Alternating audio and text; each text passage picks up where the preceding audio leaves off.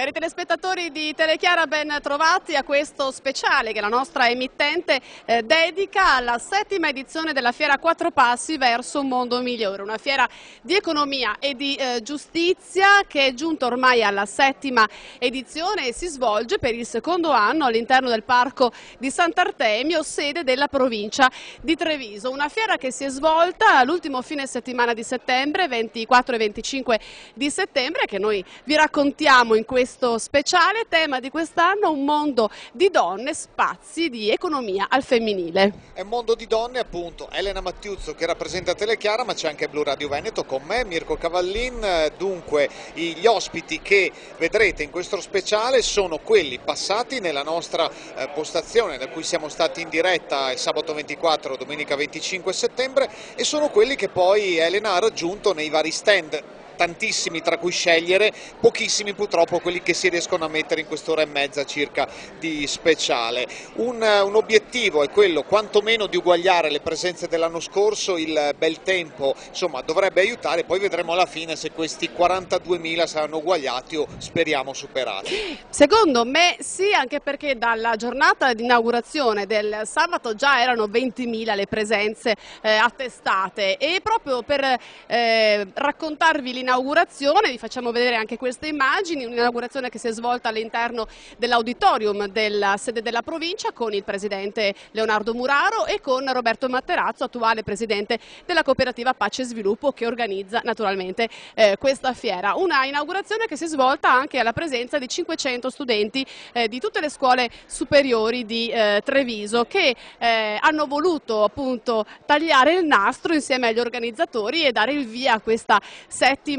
edizione. Quindi una inaugurazione che si è voluta un po' con i giovani, proprio perché come è lo stile anche della cooperativa Pace e Sviluppo, consumatori critici, consumatori attenti si diventa anche da ragazzini, e quindi l'importante è collaborare anche con le scuole per raccontare che cos'è il commercio equo e poi tutti gli altri temi collegati a questa fiera. Una fiera suddivisa in 4 aree: l'area 1 mondo di donne, che è quella all'ingresso, poi l'area sullo sviluppo sostenibile, l'area 3 la libera informazione, che è quella nella quale ci troviamo noi, e poi l'area dedicata all'anno del volontariato, che è proprio questo 2011. Allora, gli ospiti verranno qui da me, altri ospiti li raggiungerà Elena, quindi iniziamo. Sì, e io me ne vado, a più tardi.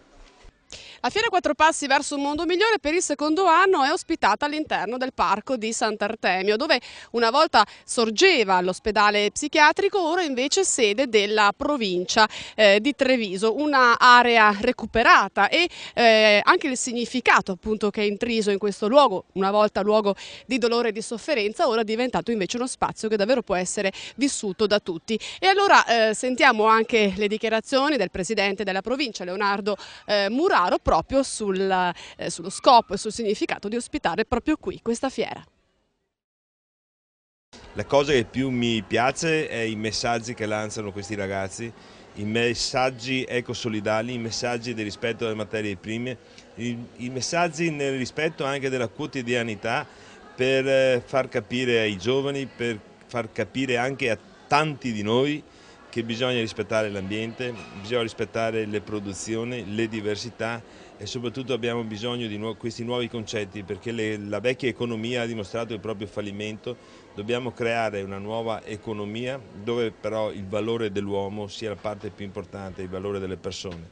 Oggi questa è la manifestazione delle donne, si parla di donne, è un'ulteriore occasione appunto anche per contribuire ad elevare la ricchezza di queste persone, la creatività di queste persone, il rispetto di queste persone in tante altre nazioni dove purtroppo ancora non esiste.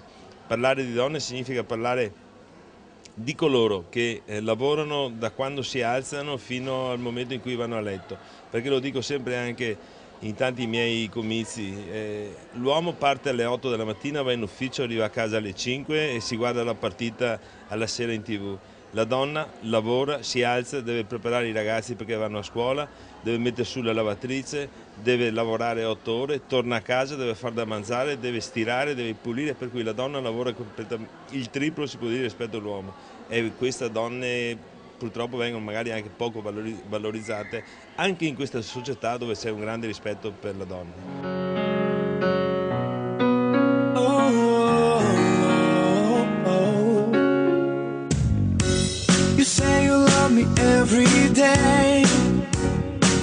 and you always run away. I don't know what I need to do to show you I'm in love with you. You are the one, you are the one. Prima ospite della nostra giornata è arrivata a piedi, giustamente è arrivata a piedi. Benvenuta dunque a Nicoletta Duodo di Pedibus. Buongiorno a tutti, grazie di averci invitato qui. Io rappresento l'associazione Pedibus Treviso, è un'associazione a promozione sociale che si occupa dell'andare in piedi a scuola.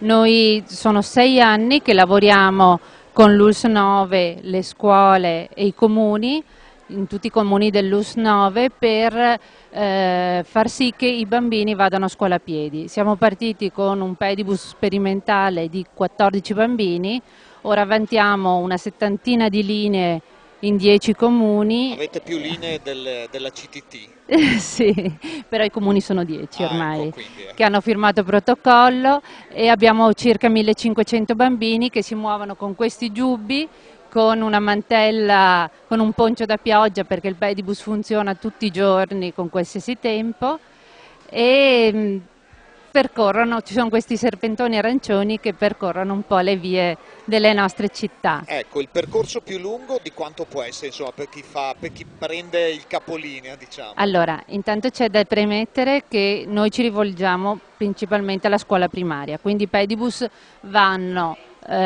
servono per i bambini dai 5 ai 10 anni. Abbiamo alcuni pedibus che servono anche le scuole materne adiacenti alle scuole primarie, per cui abbiamo al massimo 20 minuti a piedi e varia da 1 chilometro a 1,8 chilometri. Ecco, siete partiti quanto tempo fa, quanti anni fa? 6 anni fa. 6 anni fa con 14 bambini. Subito abbiamo capito che dovevamo coinvolgere le istituzioni. Ad essere sinceri, prima ancora di partire abbiamo bussato alla porta del comune di Treviso, perché il pedibus non l'abbiamo inventato noi, abbiamo visto che è un qualcosa che è nato in Nord Europa e che c'era un po' in tutta Italia, ma che aveva una durata limitata. Quindi essere in piedi da 6 anni, incrementare continuamente le linee e i bambini nell'associazione è una cosa molto importante per noi, ecco, un grande traguardo. I bambini che hanno cominciato qualche anno fa ormai sono cresciuti, no? Sono alle scuole medie e hanno acquisito una certa indipendenza, per cui riescono ad andare tranquillamente in bicicletta, conoscono un minimo di educazione stradale. Ci siamo posti all'inizio come obiettivo questo, perché avevamo dei bambini che si apprestavano ad andare alle scuole medie, eravamo un gruppo di genitori di terza elementare agli albori, che si sono posti il problema dell'indipendenza dei nostri figli, perché sappiamo che a 11 anni i nostri figli pretendono di andare in giro da soli, però bambini che non conoscono il proprio quartiere, non conoscono i tempi di percorrenza, non conoscono neanche i pericoli, perché noi facciamo con l'ULSS distribuiamo dei questionari che poi l'ULSS valuta con un epidemiologo, e poi facciamo degli incontri nelle scuole per spiegare i benefici della mente, del corpo, perché combatte l'obesità infantile, ma anche l'impatto sull'ambiente, la riduzione della CO2, così. Abbiamo visto che per molti bambini una macchina grande significava una macchina molto veloce, una macchina piccola significava una macchina lenta, e non è così. Sono alcuni pregiudizi, insomma, che riuscite a sfatare. Tutto l'anno scolastico, evidentemente? Tutto l'anno scolastico, pioggia, assolutamente. Vento, sole, neve, anche la neve. neve. Basta essere, come diceva il fondatore degli Scout, Baden Powell, non c'è brutto o cattivo tempo, c'è brutto o cattivo abbigliamento. Esatto, per questo i bambini sono forniti, abbiamo cercato degli sponsor che ci hanno permesso anche la messa in strada di queste, perché siamo tutti volontari, il pedibus è assolutamente gratuito, perché è già una gran cosa prestare la propria disponibilità per diventare genitore accompagnatore. Il pedibus non è un servizio, e ci teniamo a dirlo, ma è un progetto che le famiglie condividono con la scuola e con le istituzioni, per cui abbiamo cercato di far sì di limitare al minimo i problemi, quindi giubbino, catarifrangente come ho io per essere visibili, e mantello e poncio da pioggia per le giornate di brutto tempo. Camminare sotto la pioggia fa benissimo. Va bene, insomma, si respira magari anche un po' di inquinamento delle macchine, però no, come si può smentire questa Una cosa? delle cose che dice sempre il pediatra quando viene a fare le conferenze, quando andiamo a fare le conferenze nelle varie scuole, i genitori devono sapere che nell'abitacolo della macchina, soprattutto se i sedili sono di tessuto, si deposita più anidride carbonica di quella che possono respirare camminando fuori, per cui meno macchine, meno anidride carbonica sicuramente. Sia dentro che fuori. Ecco. Sia dentro che fuori. Allora, grazie a Nicoletta Duodo di Pedibus, buona passeggiata allora. Grazie a voi, grazie di averci chiamato qui. Proprio durante l'inaugurazione della fiera Quattro Passi, insieme a 500 studenti provenienti dalle scuole superiori di Treviso, si è svolta una specialissima lezione teatrale. Dopo il successo dello scorso anno con Ma non è mica colpa mia, quest'anno si è voluto riproporre questo momento per gli studenti con la lezione Real Fashion, proprio all'interno dell'auditorium qui della provincia di Treviso. Valentina Paronetto e Marica Tesser hanno quindi raccontato ai ragazzi la vita di due donne, due imprenditrici che però si imbattono nella specialissima realtà delle donne lavoratrici di Salinas in Ecuador. Allora, è nata dalla difficoltà di parlare di Salinas, nel senso che in un primo momento ci siamo trovati con molti dati, molte informazioni, ma non era semplice trovare una chiave per raccontare ai ragazzi, perché il nostro obiettivo era quello di creare qualcosa per i ragazzi delle scuole superiori. Questo c'era stato richiesto dalla cooperativa e, come per gli altri lavori, ci siamo imposte di fare qualcosa di divertente. Sì, perché noi ci preoccupiamo sempre di far passare un messaggio, però in maniera molto soffice, senza annoiarli, tenendo l'attenzione sul tema e cercando anche di distrarli in un certo senso. Ecco. Esattamente, e diciamo tutto è partito da una cosa che ci è realmente successa, nel senso che abbiamo digitato sul PC Salinas e ci è apparso l'Oceano Pacifico, quindi nasce l'equivoco, abbiamo detto vabbè, facciamo davvero due, e poi ci è venuta l'idea di creare questi personaggi, cioè questi due assistenti di un noto stilista di moda, inventato ovviamente anche quello da noi, e abbiamo detto ok dai, facciamo queste due assistenti che devono essere un po' snob, molto eleganti, molto attente all'abbigliamento, visto che dobbiamo presentare anche una linea di abbigliamento, quella di Salinas, e giochiamo su questo equivoco, facciamo finta che loro siano finite, cioè che loro debbano andare, credano di dover andare in questa straordinaria località balneare a divertirsi, a far vacanza, e invece si ritrovano sperdute in mezzo alle Ande, tra la nebbia e il fango, a scoprire un mondo nuovo che sicuramente non è un mondo che a loro appartiene, che loro vivono quotidianamente. Ma che le stupisce? Nel senso che comunque poi portano a casa un'esperienza positiva, incontrano delle donne lontane da loro anni luce, ma che hanno una forza e una capacità imprenditoriale, probabilmente con un look diverso ma simile a quello che loro fanno nel luogo dove sono nate e cresciute. Ecco. E in più abbiamo affrontato in questo modo anche proprio la tematica della donna, dello stereotipo femminile nella televisione, sì, nonché nella moda, e esatto. come dicevi giustamente tu, smontarla è facile perché sì, toccare appunto, beh, questa ci siamo divertite molto, è stata una scoperta recente, questa della mucchina.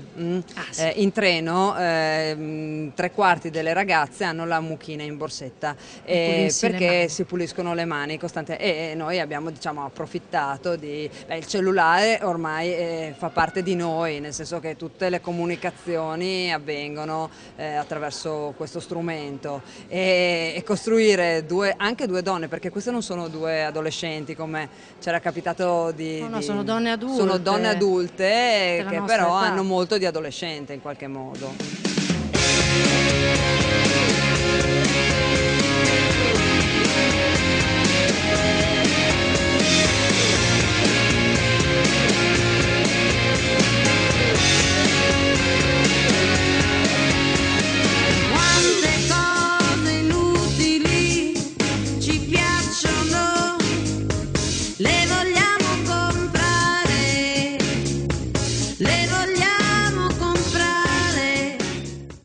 Del foyer della sede della provincia c'è l'area della libera informazione, quindi tutti gli espositori che in qualche maniera si occupano di comunicazione, di scrittura, di editoria, ma c'è anche una postazione particolare che ci incuriosiva, che è il Troglodita Tribe, e allora io vado subito da Fabio per farci spiegare che cos'è, cosa succede qua. Allora, noi facciamo libelli creativi e quindi facciamo ecoeditoria creativa. Significa che noi prendiamo, scriviamo i nostri testi e li facciamo con materiale di recupero, di scarto. Perciò li facciamo con i cartoni dei supermercati, li facciamo con la tappezzeria, li facciamo con i biglietti del tram usati. Questi sono i biglietti del tram di Milano e noi ci facciamo i libri.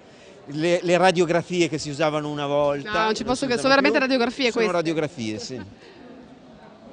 E con le cartoline che la gente non usa più o degli eventi scaduti. Quindi voi e noi recuperiamo le cartoline, scriviamo il nostro libro con pezzi di cartellette da ufficio, li attacchiamo alle cartoline, i titoli li stampiamo sui retro dei volantini usati e quindi che hanno il retro ancora buono, e facciamo questi libri, alcuni dei quali poi, quelli più elaborati, all'interno hanno anche dei collage, della carta fatta a mano, degli inserimenti, si va cioè a delle foglie, degli oggetti inseriti, cioè si va a operare manualmente su ogni libro, che diventa così un pezzo unico.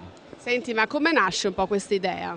L'idea nasce dal fatto che noi prima scrivevamo per i piccoli editori. Ad un certo punto avevamo scritto un libro che si intitolava L'insostenibile tenerezza della spazzatura, in cui parlavamo del recupero della spazzatura, del riciclo, del riuso, però come tanti piccoli editori a un certo punto non ce l'ha più fatta e ha chiuso proprio prima di pubblicare il nostro libro. Allora abbiamo detto non possiamo lasciarlo lì, però non possiamo neanche farlo con della carta nuova, con i vecchi metodi con cui si fanno i libri, e abbiamo detto dobbiamo farlo per forza con il recupero per essere coerenti con quello che scriviamo, e allora l'abbiamo fatto con i cartoni, l'abbiamo fatto con tutto in questo modo, insomma. Ma dove... La gente è cominciata a piacere subito, ce li chiedevano sempre di più, allora l'abbiamo fatta. Dove vi si può trovare?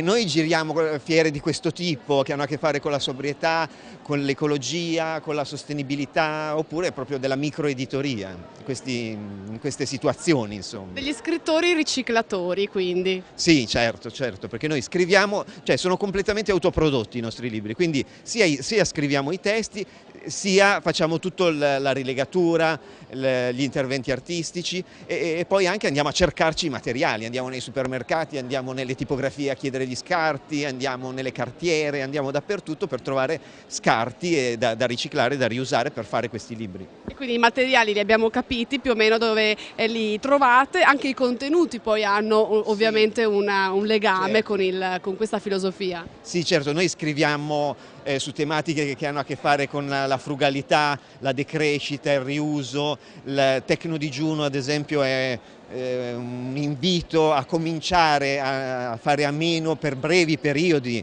della tecnologia, per superare la dipendenza dalla tecnologia. Poi scriviamo anche saggistica demenziale, scriviamo, ad esempio questo è un manuale tecnico inventato di una macchina inventata di cui nessuno sa che cosa serva. Scriviamo poi piccoli saggi su tematiche provocatorie come Mistica dello scrocco, La sfiga non esiste, Elogio della fuga, L'arte del no, sono anche provocazioni, insomma. Ecco. Poi anche cose poetiche come La poesia delle mani, insomma. Questo qui che è un alberario immaginario, cioè è un documento di botanica fantastica, cioè sono tutti alberi inventati, è dedicato al barone rampante di Italo Calvino. E c'è l'albero delle evasioni, l'albero contorsionista, l'albero robot, insomma sono tutti alberi inventati di cui si spiega cosa fanno, come si comportano, eccetera. E insomma, complimenti per l'originalità e per la sostenibilità. Ultimissima battuta, Fabio, la decrescita è un po' la sfida per uscire da questo vicolo cieco in cui anche la nostra economia si è un po' incanalata. Certo, la decrescita è fondamentale. E bisogna decrescere però a tutti i livelli, anche nell'alimentazione, nel nostro rapporto con gli animali che vengono continuamente sfruttati e uccisi, e non c'è decrescita, non c'è sostenibilità se non si affronta la questione animale e non si smette di mangiarli, soprattutto perché l'impatto ambientale che ha un'alimentazione a base di prodotti animali è enormemente più alto di quello di un'alimentazione vegana, perciò noi raccomandiamo questa cosa proprio in tema di sostenibilità. E con questo ultimo spunto grazie anche a Troglodita Tribe. Prego, grazie a voi tutti.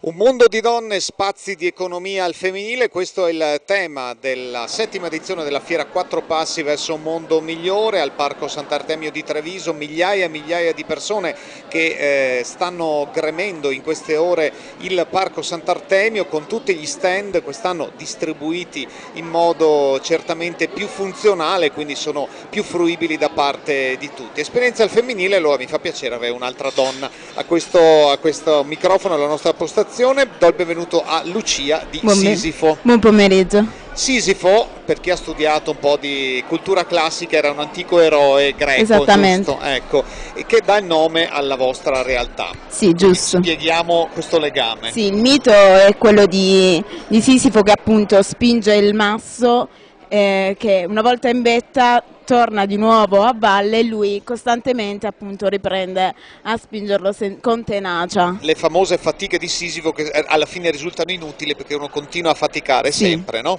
Certo, l'abbiamo un po' applicato a quello che poi è il nostro settore, ecco. Faticare con tenacia. Faticare con tenacia, ma anche magari con qualche risultato. Ovviamente. Voi di cosa vi occupate? Ci occupiamo di responsabilità sociale e in particolare di consulenza strategica alle imprese che appunto vogliono inseguire questo tipo di percorso e con tenacia e con costanza raggiungere i propri obiettivi, però nel modo più etico e più giusto. Ecco, si parla spesso di responsabilità sociale, no? Che rischia di essere però una parola così solamente teorica. Cerchiamo di tradurla, cioè per un'impresa, per un'azienda, cosa significa essere socialmente responsabili?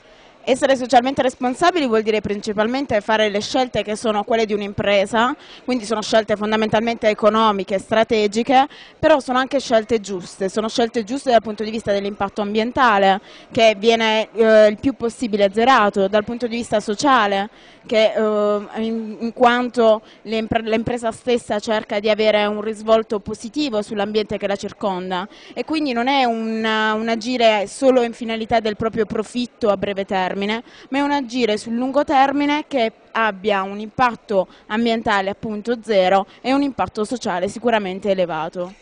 Aziende evidentemente di qualsiasi tipo, cioè certo. Industrie o anche... Infatti. Qualsiasi tipo di azienda, non è una scelta legata né alla dimensione né al settore di appartenenza, ma è una scelta legata a quello che è un imprenditore, un gruppo societario che appunto ha in considerazione gli impatti totali sul proprio territorio, sul proprio agire. Facciamo un esempio concreto, un'azienda che produce, non lo so, mattoni, facciamo per dire perché nel territorio veneto ce ne sono, vi chiama e vi chiede consulenza. Voi certo. come agite? Beh, noi siamo essenzialmente una società che si occupa di comunicazione, un'agenzia pubblicitaria.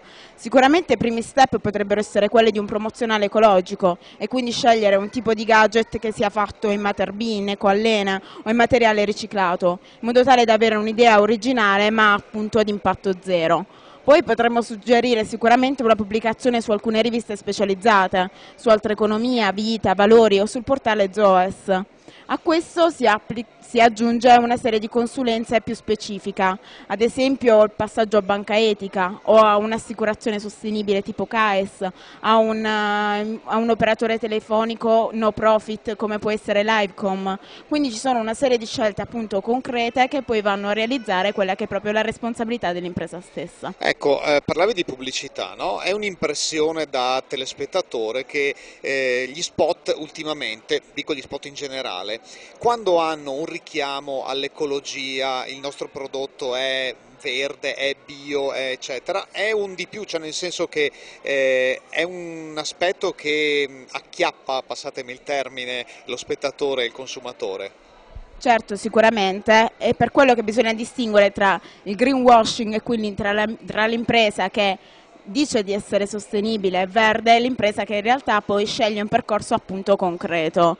Proprio per questo e per fornire una migliore e sempre più efficiente consulenza, da giugno la partnership col gruppo Vita poi è diventata un'integrazione sostanziale, siamo entrati all'interno del gruppo in modo tale da poter fornire sempre una consulenza più adeguata, ampia e dettagliata alle imprese che vogliono concretamente agire in maniera differente. E non solo come spot pubblicitario, assolutamente ma no. Nell'effettiva realtà delle cose. Certo. Voi avete sede a Bassano del Grappa? La nostra sede operativa è a Bassano del Grappa, sì. Però fate parte di una rete più ampia. Certo, il gruppo Vita in realtà ha sede a Milano, quindi la nostra sede legale è Milano, la sede operativa principale è Bassano, ma ci muoviamo frequentemente su tutto il territorio. E allora, buon lavoro, perché Grazie. c'è tanto da fare, immagino, anche in questo Infatti. settore. Grazie a Lucia di Grazie a Sisifo voi. e buon lavoro. Noi ancora procediamo perché ospiti e voci da sentire ce ne sono tante, quindi restate con noi. Bad boys! Bad boys! Bad boys! Bad boys!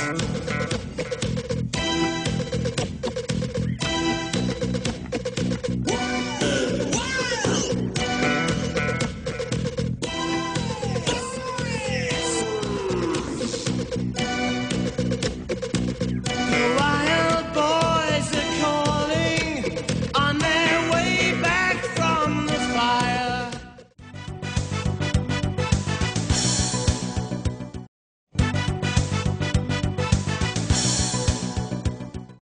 Settima edizione di Fiera Quattro Passi verso un mondo migliore su Blu Radio Veneto, su Telechiara, con tanti ospiti che stanno raggiungendo la nostra postazione. Abbiamo parlato di percorsi da fare a piedi per andare a scuola, ma la scuola è solamente una delle mete delle nostre giornate, modo per risparmiare. Un altro modo per risparmiare energia sulle bollette, sui pagamenti, è avere una casa che consuma poco. Allora saluto il nostro prossimo ospite, Pierpaolo Longhetto, che è presidente del network di Treviso dell'agenzia Casa Clima. Benvenuto. Buongiorno, buongiorno.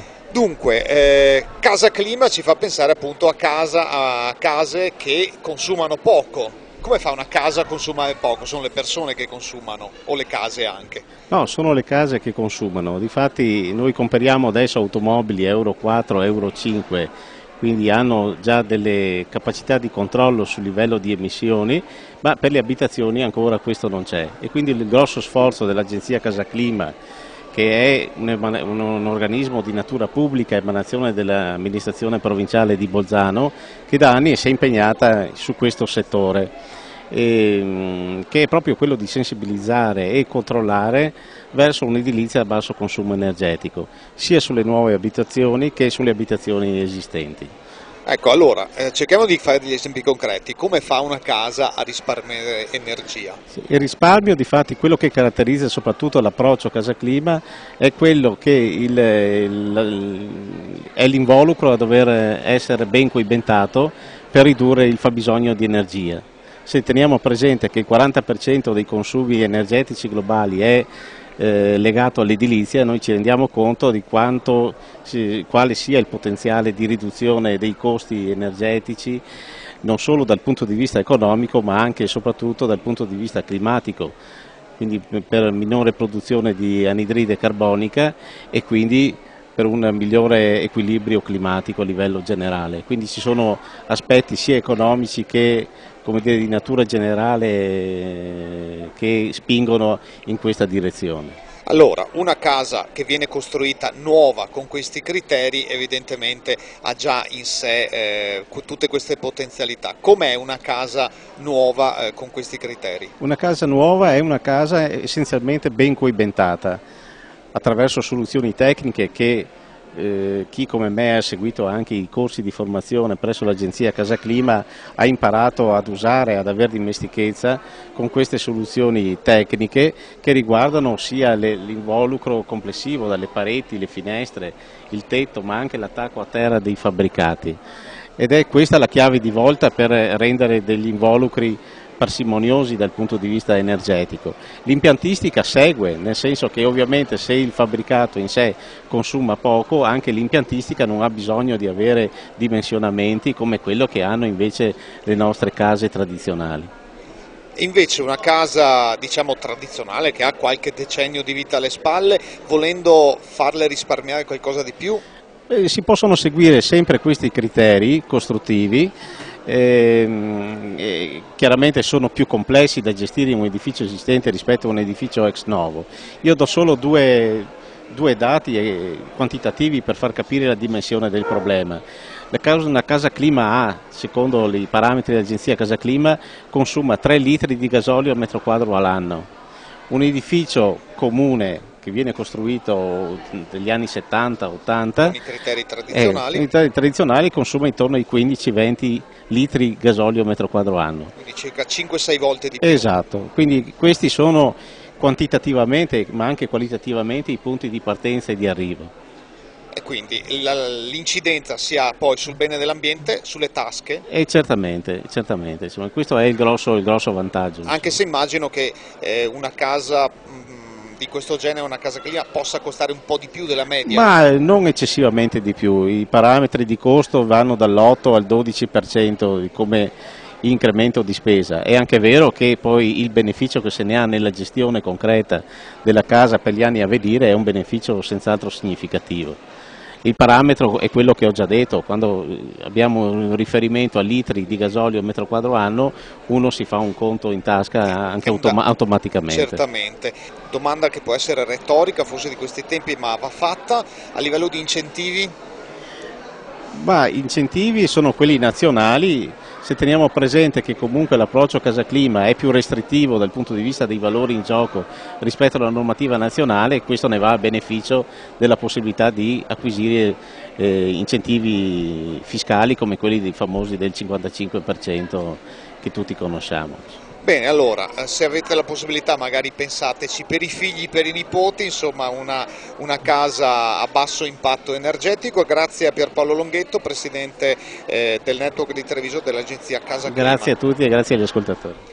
Visto il tema della fiera di quest'anno, che è un mondo di donne, economia al femminile, uno dei momenti principali della fiera stessa è stato il convegno che si è svolto domenica mattina dal tema D-Factor, il talento delle donne al servizio del futuro. Un tema importante, una tavola rotonda che ha visto anche veramente dei nomi molto importanti parteciparvi. Tutto questo per capire come le donne facciano la differenza nell'economia internazionale e come però la parità sia ancora lontana. Per tutelare il lavoro delle donne, Stefania Cazzarolli, esperta in analisi dei processi organizzativi e fondatrice della società di consulenza Variazioni di Mantova, cercherà di fare il punto della situazione. Ancora per costruire una rete di dignità e di giustizia sociale, Rudy Dalvai, presidente della WFTO, la World Trade Organization, che è l'organizzazione mondiale del commercio equo e solidale. Ancora per valorizzare la donna fuori dalle mura domestiche, con Luis González, che è il responsabile dei progetti di Salinas in Ecuador, e ancora con Beatrice Costa e Elena Sisti si parlerà del libro Le donne reggono il mondo. Tutto questo è D-Factor. Rudy Dalvai, abbiamo sentito dalla relazione, le donne sono un po' il motore del mondo, spesso non riconosciuto però, spesso sono proprio promotrici di organizzazioni del commercio equo piuttosto che dell'associazionismo e del volontariato, però questo non è ancora ufficialmente riconosciuto a tutti gli effetti. Com'è un po' la situazione anche a livello mondiale, tu che hai una prospettiva allargata? Beh, diciamo che il commercio equo sta all'interno della società e per questo ovviamente il ruolo della donna all'interno delle organizzazioni di commercio equo rispecchia un pochettino quello che noi troviamo nella società. Sappiamo che nella società il ruolo della donna sta cambiando lentamente, troppo lentamente, però la posizione della donna cambia sia da noi qui in Italia, o sta cambiando in Italia già abbastanza, parecchio, ma anche nei paesi del sud sta cambiando. Io credo che il commercio equo possa contribuire un po' di più, come ho detto poi anche nel convegno, che chi lavora nel commercio equo di solito è un po' più sensibile, anche il consumatore ha un po' più sensibilità verso questioni sociali e anche questione sociale, ovviamente anche il ruolo della donna è un fattore importante all'interno della società, e per cui probabilmente qualcosina in più stiamo contribuendo come organizzazione di commercio equo e solidale a questo cambio, dove veramente non ci sia più disparità nei diritti, non solo i diritti civili ma anche i diritti effettivi che le donne hanno all'interno della società. Un'altra cosa a proposito proprio del commercio equo, tu che sei presidente del WTO, comincia ad avere un peso davvero nelle economie internazionali, il commercio equo, un'economia alternativa? Sì, io penso a due livelli ha un peso, uno sia economico, ormai a livello europeo stiamo parlando di diversi bilioni di euro di fatturato, per cui qualche elemento, anche se in percentuali siamo ancora bassi, in alcuni paesi come nella Svizzera per esempio il 50% delle banane sono certificate commercio equo, per cui ovviamente ha un peso, ma come noi abbiamo sempre detto, il commercio equo e solidale non è solo un fattore economico ma anche un fattore, il commercio equo vuole anche cambiare le regole, e lì credo che siamo riusciti a contribuire molto insieme ad altre organizzazioni a far sì che di conscientizzare le persone che ci vuole anche nell'economia, ci vuole giustizia, non possiamo lottare per le regole, per la giustizia economica e sociale qui da noi e dimenticarci quello che viene in altri paesi. Allo stesso momento dobbiamo competere con prodotti che vengono da altri paesi, ce li troviamo tutti i giorni sul tavolo. Non è possibile che noi consumiamo, beviamo il caffè o mangiamo la cioccolata, dall'altra parte sono i bambini che vengono sfruttati a lavorare sui campi per produrre questo prodotto. Allora noi da un lato portiamo i prodotti, cioccolato, caffè, cacao, spezie, artigianato, dove non c'è sfruttamento dietro, però dall'altra parte vorremmo anche che altre aziende cominciano ad avere un po' più di responsabilità sociale, e questo negli ultimi 20 anni è aumentato tantissimo, e anche grazie al consumatore che è sempre più cosciente, vuole consumare dei prodotti dove non c'è sfruttamento dietro. Beatrice Costa di ActionAid, ma anche autrice insieme ad Elena Sisti de Le donne reggono il mondo. Abbiamo davvero tutto questo peso sulle spalle, Beatrice? Domanda difficilissima, a doppio taglio. Sì, io credo che abbiamo un'opportunità, non voglio che sia una responsabilità perché ne abbiamo già tantissima, credo che abbiamo un'opportunità come donne che lavorano nel mondo del sociale, come donne che lavorano nella politica a livello locale, come donne che cercano di proporre dei modelli di economia e di sviluppo alternativi e diversi. Sì, abbiamo la responsabilità, credo l'opportunità di far luce sulle realtà di cui nessuno parla, e credo che ActionAid in questo dia un contributo a guardare alle realtà sia positive, quindi anche promettenti, ma soprattutto problematiche del cosiddetto sud del mondo, dove molti uomini e molte donne non hanno ovviamente i nostri stessi diritti, non hanno le stesse opportunità, ma lottano per averne, e quindi credo sia importante dare voce a quelle persone che fanno qualcosa per cambiare. E poi penso che abbiamo anche l'opportunità di perseguire dei modelli di sviluppo sostenibile diversi che qui alla fiera sono presentati, alla Fiera Quattro Passi, e penso che abbiamo anche l'opportunità di condividere visioni che cercano veramente di perseguire questa alternativa, ma non ci bastano forse più solo le teorie e le visioni, credo ci siano sempre di più modelli concreti e pratici da cui prendere ispirazioni come mondo del sociale, e io spero anche come mondo della politica, perché non dobbiamo rinunciare, insomma, a pretendere dalle nostre amministrazioni i cambiamenti che vogliamo per le nostre società. Giulia, con la vostra azienda di consulenze, con variazioni, avete individuato anche quali sono gli incentivi che possono esserci per aiutare, favorire la conciliazione del tempo famiglia-lavoro, in particolare per le donne? Sì, ci sono dei finanziamenti nazionali aperti in questo momento, è un finanziamento gestito dal Dipartimento delle Politiche per la Famiglia, è una legge del 2000 che viene applicata oggi, finalmente è stato riaperto questo finanziamento dopo un po' di blocco, e finanzia quello che si può fare nelle aziende private, quindi piccole e medie di ogni dimensione, e può finanziare con un finanziamento a fondo perduto fino a 500.000 euro, quindi stiamo parlando di un bel finanziamento, e può finanziare delle azioni positive per la conciliazione famiglia-lavoro, quindi part-time, flessibilità dell'orario, organizzazione dell'orario, telelavoro, banca delle ore, ogni cosa che può aiutare a meglio gestire i tempi all'interno del lavoro. Poi finanzia la gestione delle maternità, che è l'altro problema fondamentale per un'azienda. Purtroppo per un'azienda quando una donna che sta lavorando rimane incinta è un problema, perché manca, perché non ha più la stessa affidabilità. Questo finanziamento aiuta anche a coprire queste spese, quindi permette di mantenere i contatti con la donna, di favorire il suo reinserimento, di aiutare sia lei che l'organizzazione in cui lavora. E alla fine poi finanzia anche servizi, quindi servizi di cura, servizi per gli anziani, servizi aziendali per risparmiare tempo e altre cose a libera fantasia di chi partecipa. Giulia, ultima cosa, quanto le aziende conoscono questo tipo di incentivi, quanto vengono applicati? Pochissimo, le aziende lo conoscono molto poco. Negli anni, questo è un finanziamento che esiste fin dal 2000, negli anni si è visto un lieve incremento anno per anno, una capacità sempre maggiore delle aziende di arrivare al finanziamento, perché una cosa è conoscere, una cosa è poi arrivare ad averlo, perché le procedure sono complesse, perché la progettazione non è semplicissima, perché il Dipartimento fissa dei paletti abbastanza rigidi per accedere. In questi ultimi anni si sta muovendo però molto interesse, perché il tema è arrivato all'attenzione non solo delle aziende, non solo del Dipartimento delle politiche per la famiglia, ma è diventato trasversale. Il tema della conciliazione famiglia-lavoro è arrivato finalmente all'interesse di tutti gli enti pubblici, delle province, delle regioni. Ci sono delle azioni legislative anche da parte del Dipartimento delle Pari Opportunità. Tutte le regioni stanno pensando a creare un assessorato con delle competenze specifiche sulla conciliazione. Le consigliere di parità stanno promuovendo seminari, interventi, manifestazioni pubbliche in cui presentarlo. Quindi siamo sulla buona strada. Siamo sulla buona strada.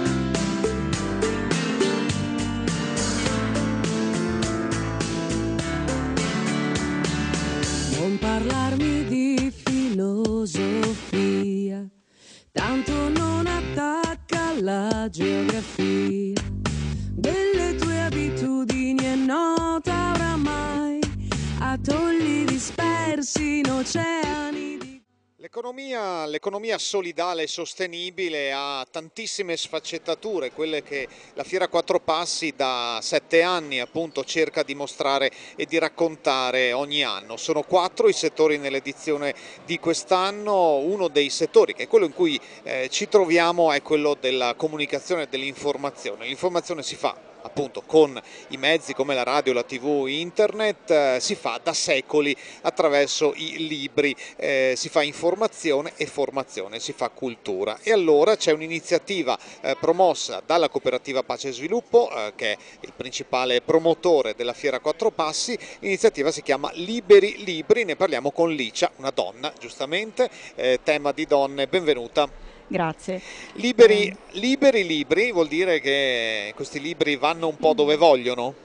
Sì, sono liberi di girare perché sono stati donati da delle persone e vanno liberamente da una casa all'altra. Facciamo vedere il volantino che pubblicizza, il volantino della cooperativa, e vagano liberamente. Questa iniziativa è nata all'interno della cooperativa ed è partita da un gruppo di soci volontari che si occupavano del settore libri, del settore informazione, ed è nata precisamente all'interno della biblioteca di Pace e Sviluppo, dove i libri comunque giravano gratuitamente perché prestati alle persone che ne facevano richiesta. Questi libri non solo girano e vengono dati liberamente, ma fanno parte di un baratto. Chi desidera lasciare un libro che ha letto e che gli è piaciuto lo porta all'interno della bottega di Treviso a Pace e Sviluppo e lo lascia in uno scaffale. In cambio del libro che lascia può prenderne a sua scelta un altro che è stato donato da un altro lettore. L'unico compito nostro dei volontari è quello di etichettare i libri. Li etichettiamo mettendo un adesivo con un numero crescente e apponendo all'interno un foglietto con le regole minime del baratto letterario. Ecco, ricordiamo allora, ecco, teniamolo pure aperto, così mostriamo questo regolamento. Cosa dice questo regolamento minimo, insomma? Quello che ho Sono appena regole detto. di buon senso anche, immagino. Sì, ma quelle non sono scritte. Quello che dice semplicemente è che questi libri sono stati donati proprio perché sono piaciuti a qualcuno, non perché vogliono essere buttati via, ma perché vogliono essere regalati. I libri si possono leggere, portare a casa e tenere, oppure si possono leggere e riportare per scambiarli nuovamente con altri libri. E trovare qualcos'altro, insomma. Esatto. Normalmente uno a cui piace un libro se lo tiene, no? Perché ce lo tiene nella sua biblioteca. Questo è un modo invece di condividere anche delle esperienze. Arrivare al baratto è fare un passo in più, è voler condividere, appunto. Ed è una bella cosa, non tutti ci arrivano subito, però quando uno ci arriva scopre che è una grandissima ricchezza, perché di libri di fatto a casa basta averne pochi e con pochi se ne riescono a leggere grandi quantità. Sì. Ecco, iniziativa che è partita quanto tempo fa questa? È partita nel 2003 e va avanti tuttora anzi in questi 2 giorni di Fiera Quattro Passi generalmente c'è un grandissimo scambio, sì, ne scambiamo alcune centinaia e attualmente siamo arrivati a 3.750 scambi di libri, quindi 3.750 il numero che cresce, no? Sì. Ecco. E cresce a che ritmo? Sta crescendo costantemente o no, va a a periodi. Gli eventi come questo attirano molto l'attenzione, le persone vengono qui anche se non hanno letto da nessuna parte che c'è l'iniziativa perché se lo ricordano dall'anno prima e quindi vengono con gli zaini pieni di libri e li scambiano. Parliamo dei contenuti, tu in mano hai un romanzo che è di Andrea De Carlo, uno fra i tanti insomma, ecco mostriamo la copertina, ma che libri si scambiano? Cioè ecco, narrativa, saggistica? Io ho preso veramente a caso il primo libro che mi è venuto in mano, in realtà appunto si scambia di tutto, si scambia letteratura ma si scambiano anche saggi e si scambiano anche libri per bambini, anzi diversi libri per bambini, soprattutto in queste occasioni. Che è molto bello perché significa che i bambini, che già da piccoli si impara il dono della condivisione, dello scambio, si impara che la ricchezza arriva non per forza dal denaro. Certamente, anche perché poi i libri per bambini diciamo hanno una vita che è quella dell'età dei bambini, cioè quando il bambino comincia a crescere quel libro, a meno che non arrivi un fratellino, ha davvero poco senso. Esattamente. Iniziativa che è nella sede trevigiana di Pace e Sviluppo, giusto? Sì, solo nella sede trevigiana, all'interno della bottega, vicino al settore libri. Allora, per affinità. Sappiamo che c'è molta coda allo stand e quindi ti lasciamo andare, grazie Licia, buono Grazie a scambio voi. allora, buon Grazie. baratto. E continuando a passeggiare tra gli stand, tra gli espositori della Fiera Quattro Passi in questa 7ª edizione, come vedete qui non si smentisce il tema perché siamo in mezzo alle donne. E allora siamo nello stand del patchwork e con Maria Luisa cerchiamo di capire anzitutto che cos'è questa bellissima arte, questo passatempo che però è anche un po' impegnativo e come può diventare anche sostenibile. Dunque sì, è più che un passatempo, è un hobby, è abbastanza impegnativo però molto creativo in cui ognuna di noi può metterci tutte le sue cose, insomma le sue idee, la sua fantasia. E noi siamo un gruppo di donne abbastanza affiatato, siamo circa una 60ina come associazione, siamo qui per farci conoscere perché facciamo una mostra ogni anno a Cadanoal qua a Treviso e quest'anno sarà proprio appunto anche il discorso del riciclo, riciclo tessile, quindi avere stoffe, abbiamo usato stoffe vecchie, di cravatte, di arredamento, cotonine varie che si trovano in casa e le abbiamo ricostruite eccetera. Rielaborate quindi, anche quelle che stiamo vedendo quindi sono riciclate? Alcune sì, per esempio le borse, era il divano di una di noi che poi ha smesso il divano, l'abbiamo fatto, insomma. Riutilizzato. Oppure anche qua erano dei campionari che normalmente vengono anche buttati, noi li abbiamo recuperati e abbiamo fatto dei puntaspilli, delle cose, oppure nelle spille qualcuno ci regala avanzi di campionari vari, anche dell'abbigliamento eccetera, e noi cerchiamo di riadattare, insomma. E quindi anche il nome della vostra mostra, Da cosa nasce cosa, è azzeccato, no? Sarà quando? È il 12 novembre fino al 4 dicembre presso Cadano Alcoi a Treviso, in cui stiamo cercando, non abbiamo ancora definito, di ospitare anche altre donne, altri artisti che lavorano sul riciclo ma con materiali diversi. Questo anche per avere un quadro d'insieme, insomma, perché pensiamo che sia molto utile anche far capire che non si butta, ma non si butta niente. Non si butta niente. Anzi, anche quando noi lavoriamo con i tessuti nuovi, nessuna di noi si permette di buttare via i pezzetti, neanche se sono così, perché poi si riciclano in altri lavori. Possono sempre trovare nuovo utilizzo, quindi la maggior parte delle cose che vediamo nel vostro stand hanno un po' questa nascita. Sì, e comunque questo spirito, insomma, di cercare sempre di riutilizzare tutto, insomma, ecco. Quello che vediamo alle spalle invece è un patchwork un po' più elaborato. Sì, quello sì è fatto con stoffe più nuove, però gli avanzi di quelli ne ho fatto un altro, tutto a quadretti, con il riciclo, dove c'era praticamente in quel quilt la storia di tutti i quilt che avevo fatto io personalmente, perché tutti i pezzetti messi via poi li ho ricostruiti e rimessi. Oppure, quanti ne ha fatti? Io? Sono 15 anni che lavoro. Tanti? Sì. Ho perso un po' il conto, insomma, però anche altre della nostra associazione lavorano molto, eccetera. Insomma, vi invitiamo a venire alla mostra. Uno dei motivi è anche quello che siamo qui per farci conoscere, per far vedere che insomma le donne si danno da fare, si mettono insieme, perché oltre che lavorare noi abbiamo anche un bel spirito di gruppo in cui sono nate amicizie, si sta insieme, ci si autosostiene, insomma, da donne. Da donne. E allora ricordatevi, con la D maiuscola. Con la D maiuscola, il D-Factor, come ascoltavamo stamattina. E allora ricordatevi, se volete, che Da cosa nasce cosa, e potete vederlo da novembre a Cadano Alcoi. Noi vi aspettiamo. Grazie. Ci fa piacere, grazie a voi.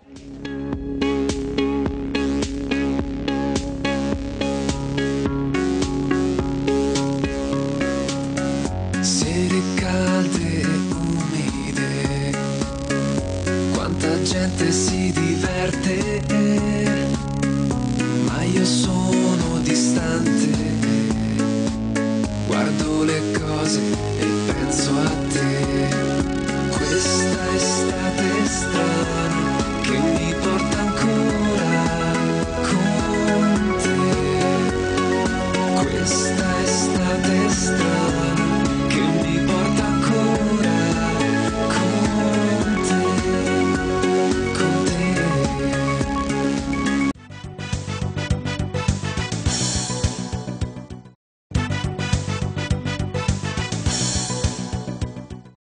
Un mondo di donne che raccontiamo qui nella Fiera Quattro Passi, 7ª edizione, tantissime persone che stanno girando, noi siamo al coperto, quindi anche al riparo dal sole, ma è anche piacevole stare al sole, come è stata fino a poco fa Luciana del Melograno, benvenuta. Grazie. Voi siete centro di maternità e di nascita, giusto? Sì. Questa è la definizione giusta? Sì, il Melograno è un'associazione di promozione sociale che si occupa di maternità e nascita, esiste a Treviso da una decina d'anni, ma è un'associazione nazionale che si occupa di questa tematica da oltre 30 anni, nasce a Verona nel 1981, quindi compie 30 anni proprio quest'anno.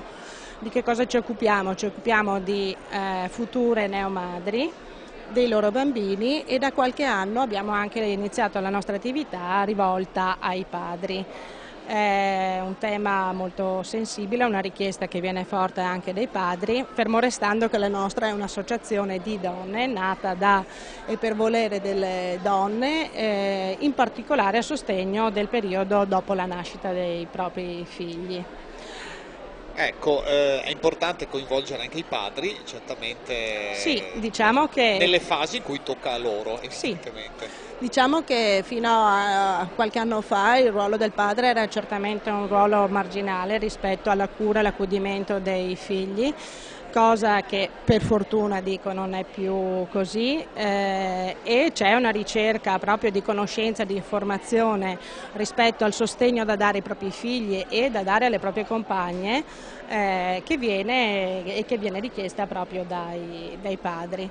Quindi questa è una delle attività che svolgiamo, ma poi nello specifico quello che interessa a noi è in realtà dare l'opportunità alle madri di conoscere il più possibile in maniera corretta temi legati alla nascita dei propri figli, a come vivere questa esperienza incredibile che è la propria maternità in un mondo e soprattutto in un paese che poco fa per la maternità e la nascita, a sostegno della famiglia in generale, anche se spesso noi ci riempiamo, tutti si riempiono la bocca di questa tematica, ma poi nel concreto invece la realtà è sostanzialmente diversa e quindi quello che chiedono le madri è di essere accompagnate in questo momento con conoscenza e con informazione. Ecco, è significativa anche la vostra presenza qui all'interno delle fiere, non solo e non tanto per far conoscere le vostre iniziative, il programma sul quale poi ci soffermeremo, ma perché avete offerto un servizio vero e proprio in questi 2 giorni.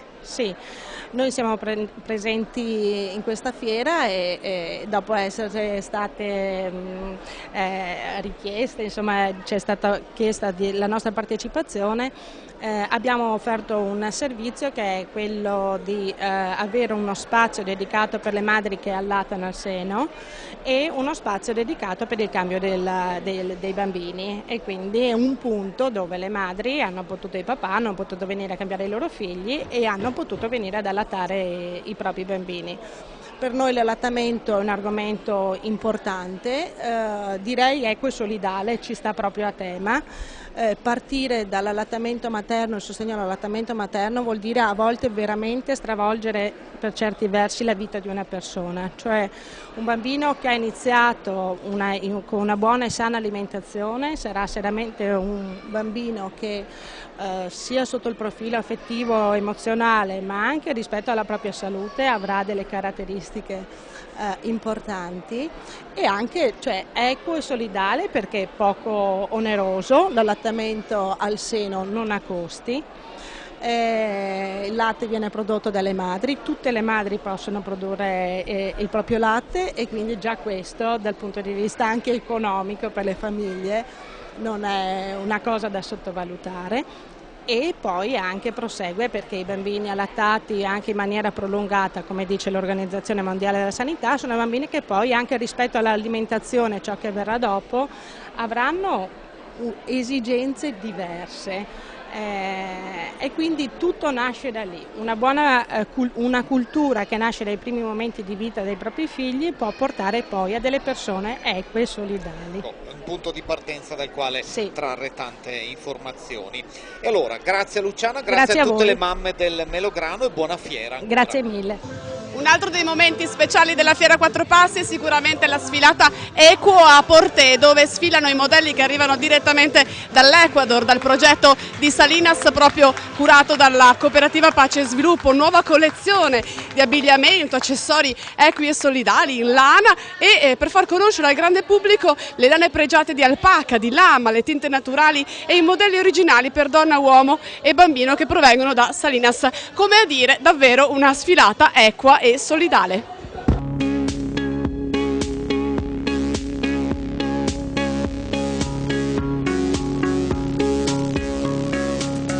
Sere calde e umide, quanta gente si diverte, ma io sono distante, guardo le cose e penso a te. Questa estate strana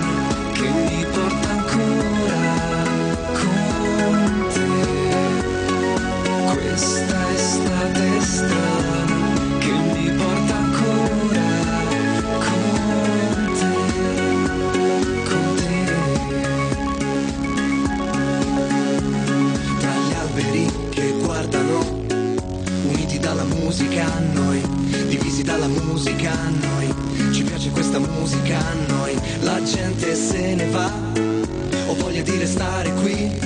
Domani, domani, domani è già domani. Questa estate strana che mi porta ancora con te.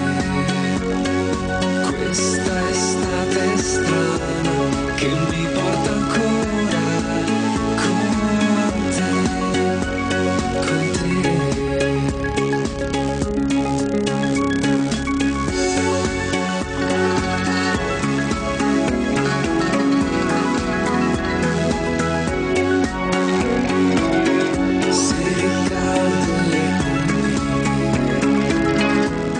Protagonisti della lezione teatrale di ieri con i ragazzi, protagonisti della sfilata Equa Porté, protagonisti anche del convegno di questa mattina di Factor. Sono gli amici di Salinas, questo paese in Ecuador, adottato tra virgolette dalla cooperativa Pace e Sviluppo, che promuove i prodotti che vengono realizzati. Allora, con Luis González, che è il responsabile delle esportazioni, chiediamo allora come va l'economia di Salinas. La economía de Salinas me parece que ha dado un salto muy grande entre los años 70, donde había una migración muy fuerte, hacia una estabilidad de la gente. Salinas dagli anni 70 ha dato un salto molto grande nel suo sviluppo dagli anni 70 perché c'era molta migrazione di persone che andavano a lavorare fuori. Antes había un modo de vida a través de la sal. Hoy en día nuestra forma de vida es las empresas y la producción comunitaria. Una volta utilizzavano la miniera di sale per vendere il sale che non veniva trovato nelle Ande, mentre adesso utilizzano delle imprese comunitarie per dare lavoro a tutta la gente di Salinas. Gran parte dell'economia di Salinas è portata avanti dalle donne, Luis. Sí, las estadísticas de nosotros dicen que el 65% de la producción, materias primas y puestos de trabajo viene dado de las mujeres. Allora praticamente dai loro studi il 65% della produzione dei posti di lavoro, la produzione di materie prime viene data dalle donne. E allora ti chiedo un po' come hai cercato di spiegare anche questa mattina che cosa rappresentano per voi le donne. Me parece que las mujeres en este momento están buscando un espacio de identidad, de autoestima a través de estos productos que son aceptados en el mercado internacional y estamos viendo que ellas puedan tener una oportunidad de igualdad.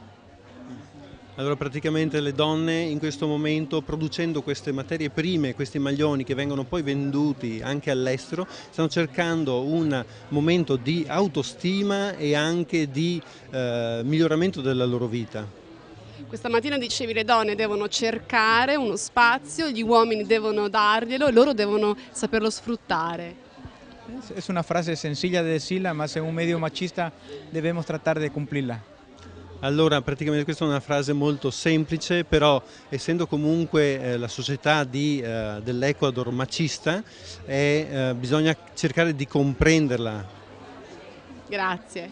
Era Fance, regina del pianto, re degli urni, flagello di Dio. Dice lui non è il mio momento, lei risponde si fa modo mio.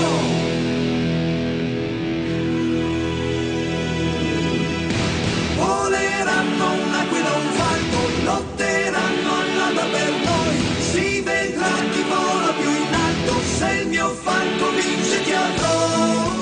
Ancora in diretta dalla Fiera Quattro Passi, la nostra postazione insieme a Telechiara, vi stiamo raccontando questa fiera con tanti ospiti che ci raggiungono in postazione, tantissime esperienze nell'ambito dell'economia sostenibile, tante esperienze che vengono dal Veneto, certamente dall'Italia, ma vengono anche dall'estero. Un estero abbastanza vicino a noi è quello del Mediterraneo e allora dalla Tunisia Kassaoui Ziad, benvenuto per Terre di Artigianè. Grazie, sì. Dunque, spieghiamo che cos'è Terre di Artigianè. Questo è un progetto che è nato dentro la festa molto etnica di Giavra del Montello che si chiama Ritmi Danze dal Mondo. È nato questo progetto per sostenere un po' di artigiani in Tunisia che non hanno bisogno di spostarci qui.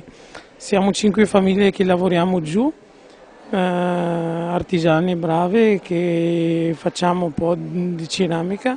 Un motivo diciamo di portare un lavoro di qua a là e restano lì, non hanno bisogno di spostarci. Ecco, un po' come succede con l'esperienza di Salinas in Sud America, quindi ceramica è la vostra produzione? Sì, ceramica abbiamo anche dentro l'associazione Ritmi Danze del Mondo, che abbiamo 10 donne che aiutano, sono volontari che aiutano per girare dentro le feste, così vendano anche per le terre di artigiani. Ecco, a proposito di ritmi e danze della comunità, insomma, da quando è nata, saluto Fernanda, dunque è un'esperienza di condivisione internazionale, ma come è stata alla sua nascita la casa di accoglienza a Giavera? È nata da parte di alcuni organizzatori del centro di accoglienza che hanno creato questa festa che si chiama appunto Ritmi e Danze del Mondo, per conoscere l'altro, il diverso, cioè conoscere culture, musiche, danze, cucine, il modo di vestire diverso dal nostro, quindi entrare in un'atmosfera di festa con un'idea meno difensiva che purtroppo o con qualche pregiudizio, no? O pregiudizio. A volte può succedere. Sì. Voi siete qui anche voi con il vostro stand, Ziad, come sta andando questi 2 giorni? Sta andando abbastanza bene, è abbastanza conosciuto questo progetto, abbiamo roba diversa, unica, anche bella, curata bene, perché abbiamo anche il gusto di qua, come noi vendiamo qui e abbiamo anche il gusto di qui e sta andando abbastanza bene, sì. Le persone che lavorano in Tunisia in questo progetto sono soprattutto donne? Soprattutto siamo 5 famiglie, 4 uomini che fanno il lavoro pesante, il tornio e forme, e tutte le altre donne, sì, abbiamo da 25 anni fino anche a 53 con noi. Di età? Di età, sì. Ecco, sì. E quindi lavorano tutti per questo progetto? Sì, sì, tieni conto che siamo iniziati, la prima abbiamo iniziato con 2 famiglie, adesso siamo 5, sì, ecco. Tutto per artigiani. Quanto tempo fa, quanti anni fa è iniziato? 2 anni. 2 anni, quindi abbastanza giovane come Sì, progetto. sì. Pensate di allargare a qualcun altro? Speriamo, se va bene questo progetto, sì, abbiamo al futuro sarà un po' di vitro soffiato con ferro battuto anche, che facciamo le 3 cose insieme, terra, vitro e ferro. Ecco, quindi prodotti ancora migliori. Allora, grazie per essere stati con noi, buona fiera ancora. Grazie a voi. Passeggiando qui alla fiera a 4 passi siamo nell'area dedicata allo sviluppo sostenibile e in particolare siamo nello spazio di Ogle, che è un'azienda, una società di Vedelago che produce arredo da giardino, però insomma intelligente, riciclato, sostenibile, giusto? Prodotto con la materia prima e seconda che è ottenuta da quello che si ricava dalla raccolta differenziata, quindi anche il secco che era ritenuto non riciclabile è diventato riciclabile. Si forma appunto questo granulo a matrice plastica che viene impiegato per fare questi oggetti. Purtroppo quasi tutte le aziende che producono queste sono estere. Sono estere, quindi voi siete una realtà diciamo un po' all'avanguardia qui in Italia.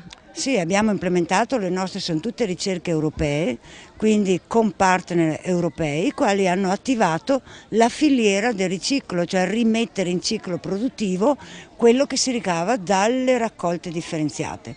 Quindi diciamo all'estero, in Belgio, in Olanda, in Spagna, in Francia, in Inghilterra sono diventate realtà produttive. Qua in Italia siamo solo noi per ora, produciamo 4-5 prodotti manufatti e speriamo che adesso si muova un po' il mercato. Dire il vero, aziende siciliane si sono approcciate a noi e stanno montando gli impianti. Anche aziende del Pratese, di Ancona, insomma un po' a macchia di leopardo. Certo.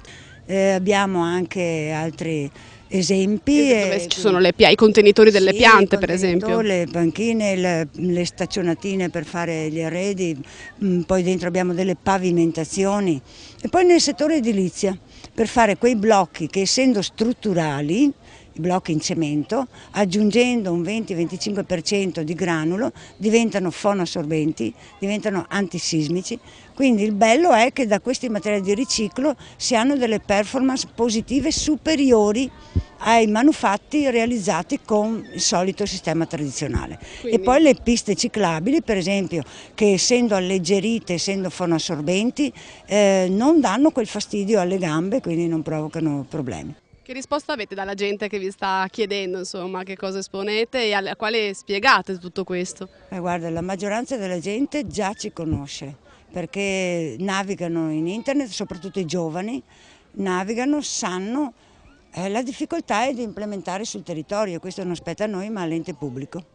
E anche ai media, oglesrl.com per saperne di più. Grazie. Grazie a voi.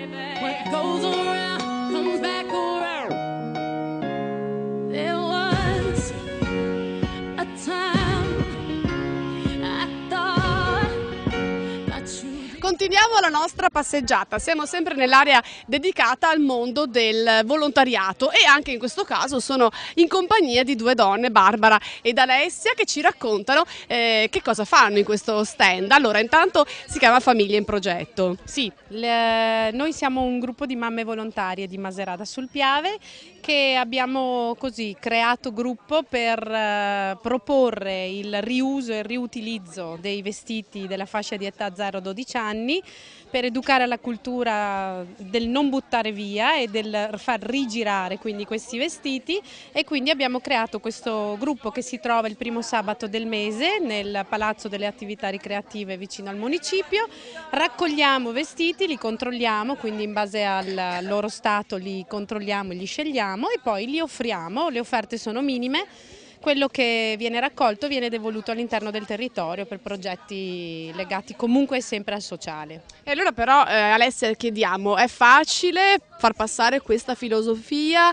Che accoglienza trovate anche tra le altre mamme, le famiglie, o c'è un po' di diffidenza? Ancora non è facile, ma siamo speranzose. C'è più la logica del mi sbarazzo delle cose e le do, non c'è ancora tanto la logica del riutilizzo, però noi ci crediamo e portiamo avanti questa cultura e vediamo se avremo fortuna, insomma. Quindi rigira il vestito, funziona così come spiegava Barbara, ogni primo sabato del mese voi vi mettete a disposizione. Sì, dalle 10 a mezzogiorno presso il Palazzo Don Romero a Maserata sul Piave. 2 ore sia raccogliamo che distribuiamo poi l'abbigliamento. Privilegiate il territorio o a chiunque si presenti? Chiunque è libero, tutta la provincia, tutta la regione, insomma, da dove volete. Non per niente siete qui a Quattro Passi, no? Dove passano 50.000 persone in 2 giorni. E infatti stiamo raccogliendo molta curiosità, molti consensi e quindi siamo fiduciose.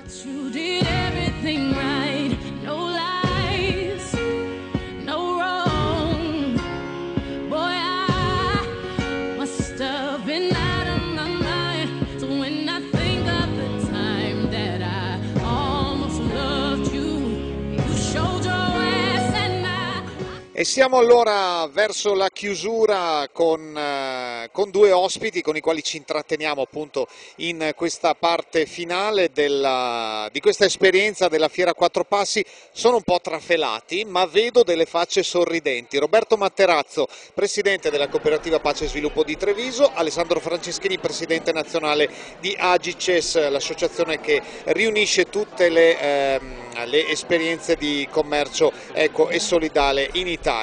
Roberto, allora, nella prima giornata si diceva puntiamo quantomeno ad eguagliare i 42.000 dell'anno scorso, ma dal tuo sorriso intuisco qualcosa di più. Beh, diciamo che è andata benissimo, nel senso che già ieri contavamo circa 20.000 presenze e io credo che i 50.000 li abbiamo raggiunti con questa edizione. L'afflusso continua, è perenne, quindi siamo veramente soddisfatti di questi risultati. Ecco, anche la logistica di quest'anno credo abbia favorito la circolazione, no, delle persone. Sì, l'abbiamo pensata in maniera un po' diversa rispetto all'anno scorso, diciamo, dando più spazio, più reazione tra uno stand e l'altro, e questo ha permesso una maggior fluidità, insomma, delle persone. Aggiungo anche il meteo, perché il tempo di quest'anno è stato fondamentale, insomma. Alessandro, tu hai finito di correre? No, finirai stasera tardi di correre?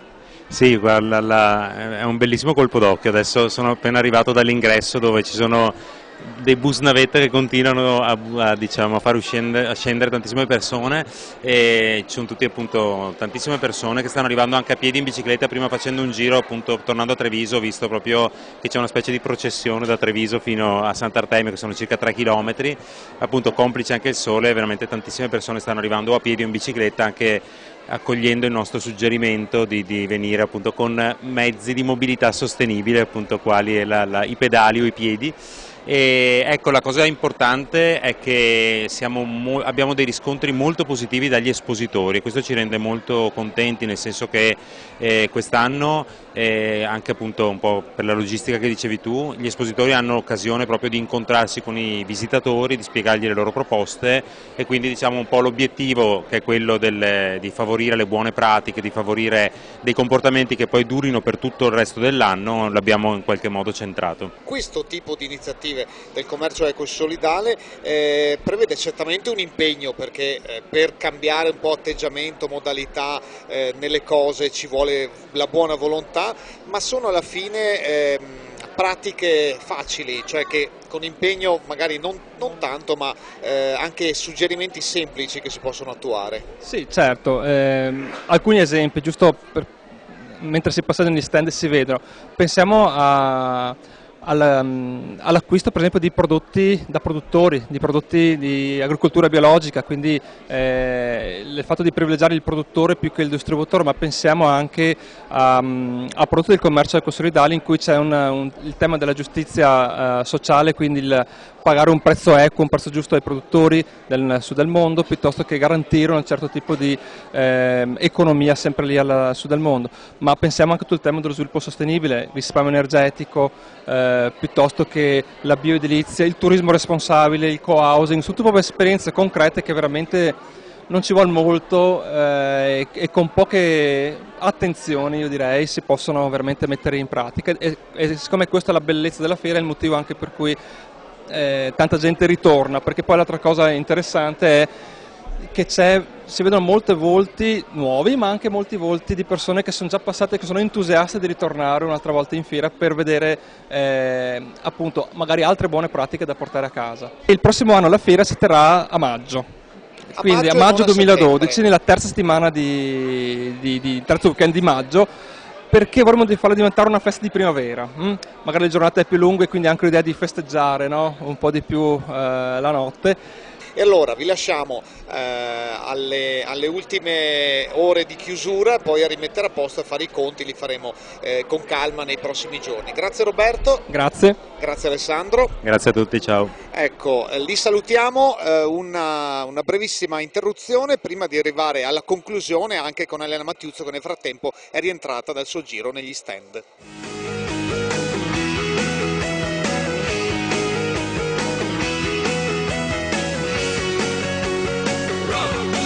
Abbiamo macchine scure nei vetri, anche se a volte trasportano il niente, tra la paura di troppe attenzioni e il terrore di uscire dal cuore di tutta la gente. E arriviamo allora alla chiusura di questa puntata speciale dalla Fiera a Quattro Passi verso un mondo migliore, fine settembre nel 2011, ma come abbiamo sentito in anteprima sarà il terzo weekend di maggio nel 2012, quindi già segnatevi la data.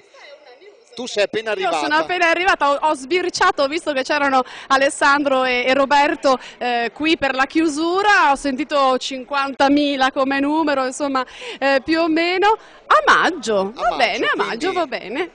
Sarà un po' prima, insomma ci prepariamo. Il tuo giro, anche avranno visto gli spettatori di Telechiara, è stato molto colorato. Sì, molto colorato, molto caldo anche, in questo fine settembre davvero particolarmente estivo quasi, anche se siamo pienamente entrati nell'autunno. Abbiamo cercato di darvi uno spaccato di quello che erano i 200 espositori presenti qui alla Fiera Quattro Passi, soprattutto donne, abbiamo sentito, visto che il tema le metteva un po' in primo piano. Insomma, speriamo di avervi dato anche qualche spunto di riflessione o di approfondimento. E speriamo, ovviamente, contiamo di esserci anche nella 8ª edizione, maggio 2012.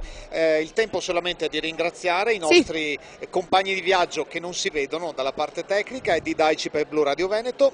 Massimo Polato, Matteo Rossetto, Davide Segalini per quanto riguarda Telechiara. Abbiamo fatto un gran lavoro in queste 2 giornate e speriamo insomma che anche a voi sia piaciuto.